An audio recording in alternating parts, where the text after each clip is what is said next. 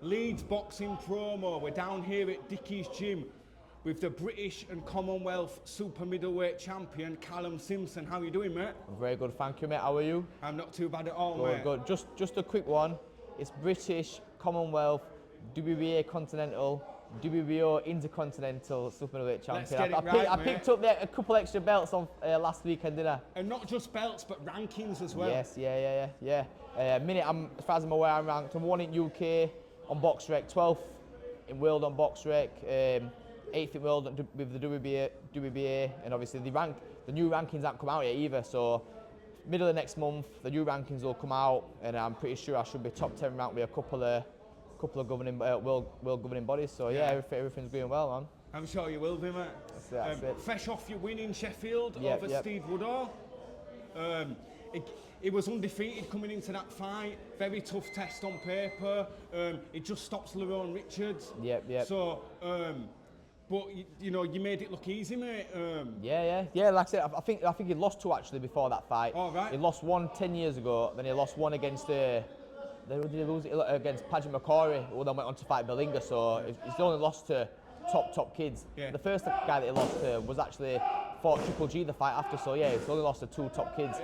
But yeah, like I said, obviously on paper, I'm going to that believing it's going to be my toughest test. Every fight I go into, I believe it's going to be my toughest.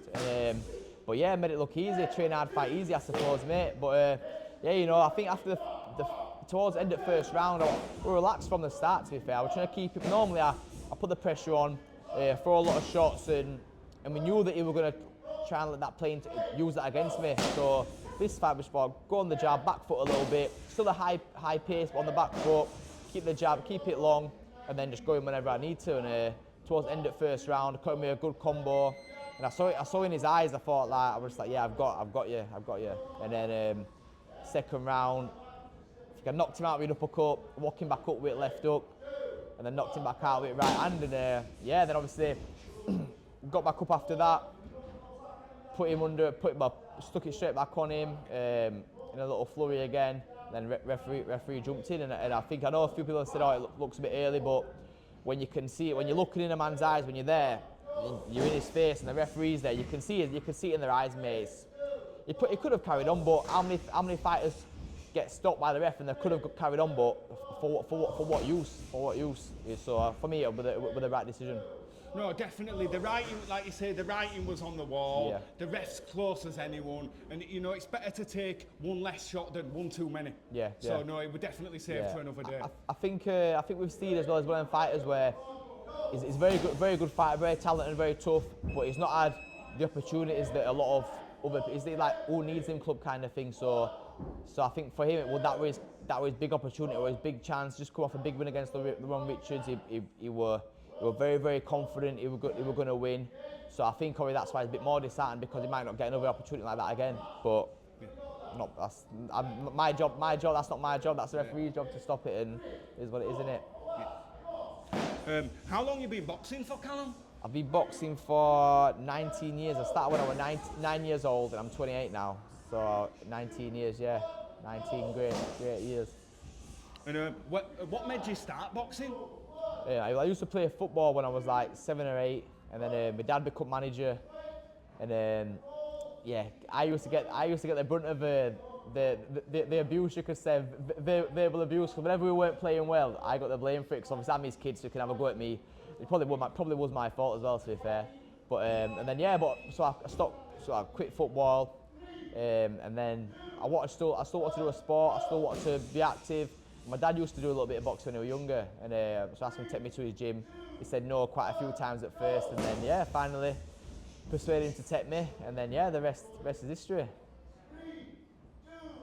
And did you box as an amateur, Callum? I did, yeah. I had 53 amateur fights, won about 36, 35 maybe.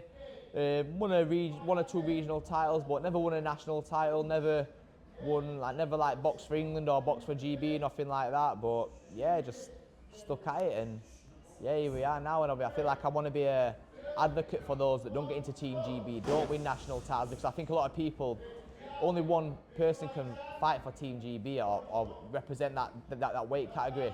I think a lot of people have their eyes set on Olympics, set on GB, which is great, which is that's perfect, that's great. I want to fight Team GB, of course, to go to Olympics, but obviously it weren't meant to be. And I think now, if you look at a lot of fighters that did go to the Olympics, I feel like I'm doing better than a lot of them. And I think amateur and pro are two different games. So yeah, anyone that's amateur that's not doing great, just stick at it, be consistent, and that's literally why I'm here today. I fought loads of people, amateurs, that give me a bit of a beating that I lost to. But I think from 50 amateur fights, there's only 3 of us that have gone pro, and out of all of them, I'm the one that's gone the furthest so far in my career. Yeah, it shows you. It shows, mate. That's it. Yeah, exactly. Literally just hard work, consistency. That's it, really.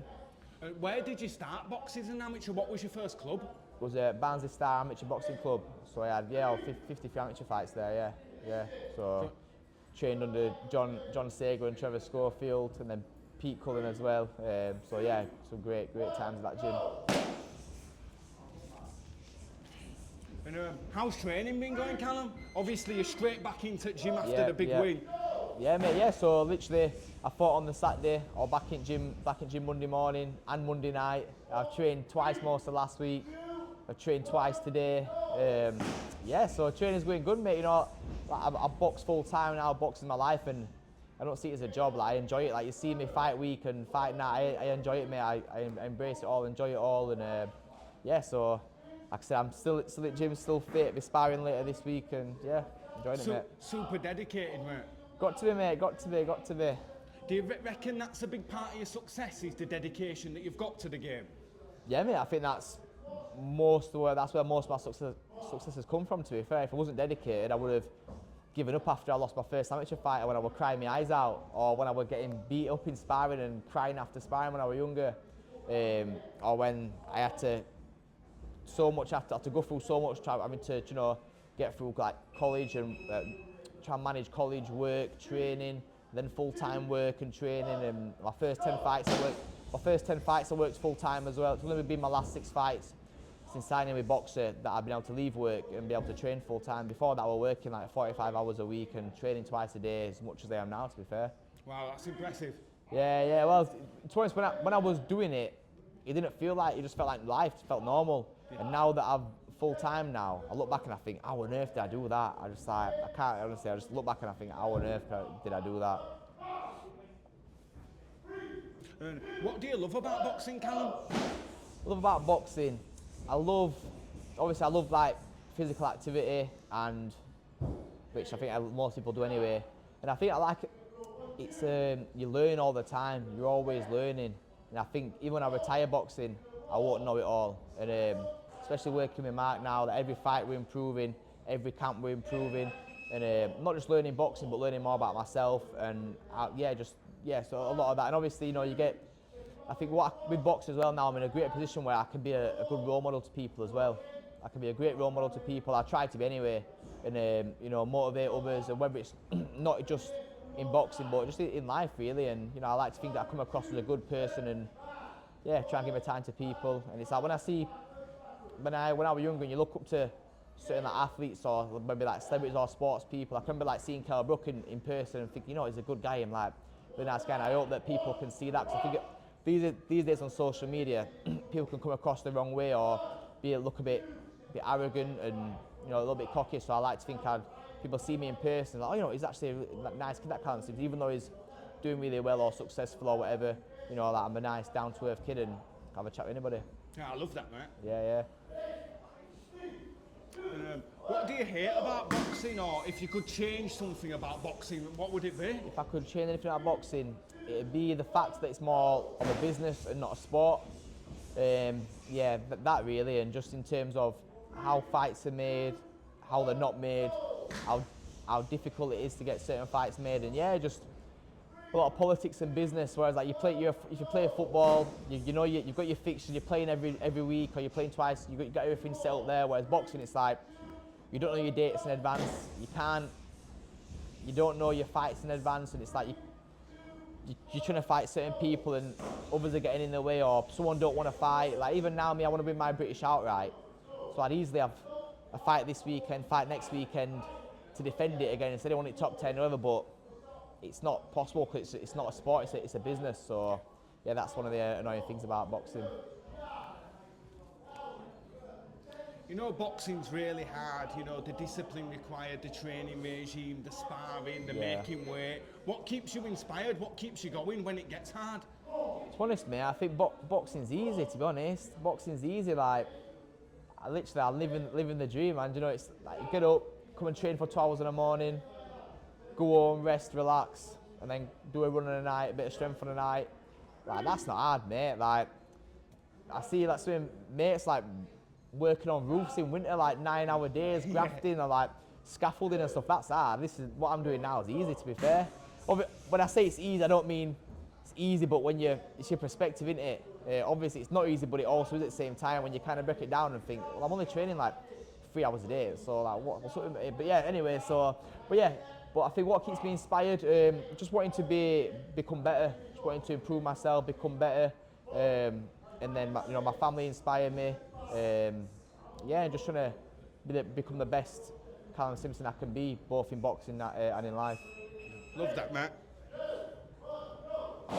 And is there any boxers out there who you looked up to coming up, who inspired you? Yeah, so I'd probably say Kell Brook. I used to go to a lot of shows in Sheffield, at Sheffield Arena. Atmosphere used to be unreal, and it's like I massively looked up to him. Josh Warrington as well. When I first started at this gym, Josh actually used to train out of here. He trained here when he won his world title as well, out of here when he won his world title. Mark actually is part of his team. And then I used to come and just kind of, when I was amateur, I used to just join in on his circuits.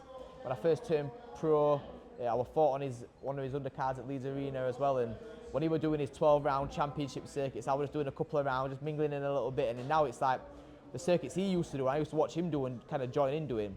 Now I'm doing them properly, and it's like, and then there's a couple of amateurs that join in with me, and so yeah, I think probably Josh Warrington and Kell Brook, I say the main two boxers locally that inspired me. Yeah. And how do you prepare mentally for a fight? How do you get into the zone? I don't know. I don't think I really have to get into like the zone or anything like that. I think I just like to be relaxed and just enjoy it. Maybe that is my zone. Maybe me getting in the zone is just trying to be relaxed and trying to enjoy it. I think you see a lot of fighters that get very tense, or they've got to psych themselves up and like that. But whereas for me, I just like to just enjoy it. You know, life's very, very short. I want to look back on my career when I've retired and think, you know what, I enjoyed that. I genuinely enjoyed it. In a minute, if anything were to happen to me tomorrow, I know that I've enjoyed my full boxing career so far, and with the training, the tough sessions, the running throughout, the strength, everything. I've enjoyed. Maybe not all of them, but most of them. As a whole, the journey, I've enjoyed it. Yeah, loved it. I'm loving it.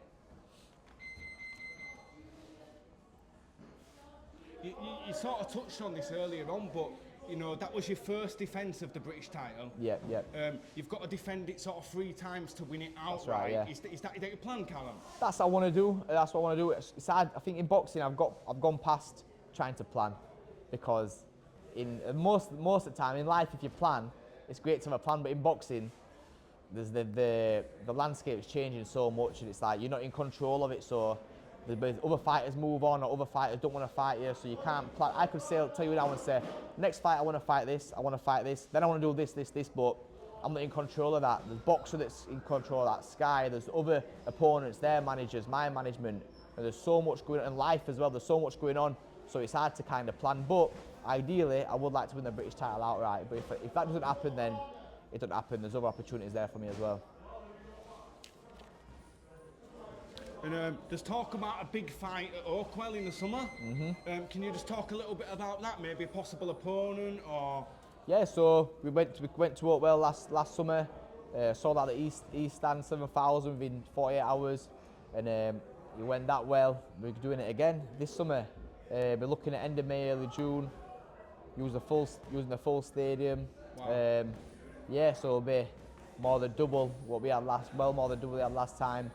But it's just about trying to find the right dance partner for that. So whether it's a defence of the British, whether it's going to be my second defence of the British, or my third defence of the British, or maybe even a European title slot, or maybe even fighting someone that's top 10 ranked in the world and try and build up the world rankings, maybe a world title eliminator. So there's a lot of options there. Again, it's just I've not spoken to boxer properly or management properly about who next, but they mentioned a few names, and yeah, it's just about having a proper sit down and them kind of seeing who they want me to fight, and I'll get the sign off, and that's it. Well, look forward to walk well in summer, Callum. Yes, thank you very much. Thanks a lot for your time tonight. Really appreciate You're welcome, it, mate. mate, no worries. And yeah, thank you, pal. Top man, thank you to you as well.